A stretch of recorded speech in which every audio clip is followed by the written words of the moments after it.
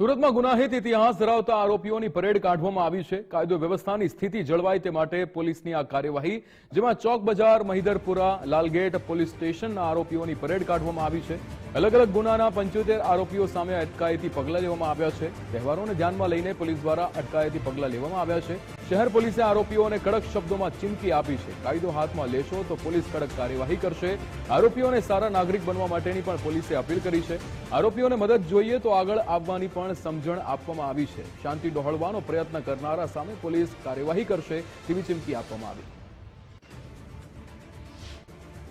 આગામી દિવસોમાં આવી રહેલા જન્માષ્ટમી અને ત્યારબાદ ગણેશ મહોત્સવને લઈને સુરત શહેરમાં કાયદો અને વ્યવસ્થાની સ્થિતિ જળવાઈ રહે તે માટેના સંપૂર્ણ પ્રયત્ન સુરત શહેર પોલીસ દ્વારા હાથ ધરવામાં આવ્યા છે। એટલું જ નહીં પરંતુ અગાઉ અલગ અલગ ગુનામાં ઝડપાયેલા આરોપીઓની છે તે ઓળખ પરેડ પણ કરવામાં આવી રહી છે। ડીસીપી પિનાકીન પરમાર આપણી જોડે ઉપસ્થિત છે, સીધી વાત કરીશું તેમના જોડે। જી સર, આજ રોજ ઝોન 3નું ઈ ડિવિઝન, જેમાં 3 પોલીસ સ્ટેશન લાલગેટ, મહિધરપુરા અને ચોક બજાર, આ 3 પોલીસ સ્ટેશનના જે શરીર સંબંધી તડીપાર થયેલા હોય, હિસ્ટ્રી સીટર્સ હોય, પછી લિસ્ટેડ બુટલેગર્સ હોય, આવા તમામ આરોપીઓને આજે અહીંયા ભેગા કરવામાં આવેલા છે।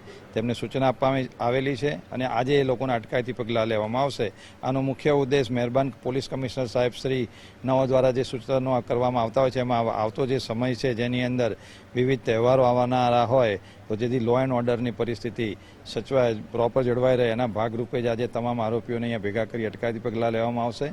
લો એન્ડ ઓર્ડરની સ્થિતિ જો હાથમાં લેશે તો તેવા સંજોગોની અંદર પોલીસ કડક હાથે કાર્યવાહી કરશે તે પ્રકારની ચીમકી પણ ઉચ્ચારવામાં આવી છે। કેમેરામેન દેવેન્દ્ર રાણા સાથે રાકેશ બ્રહ્મભટ્ટ, ગુજરાત ફર્સ્ટ, સુરત।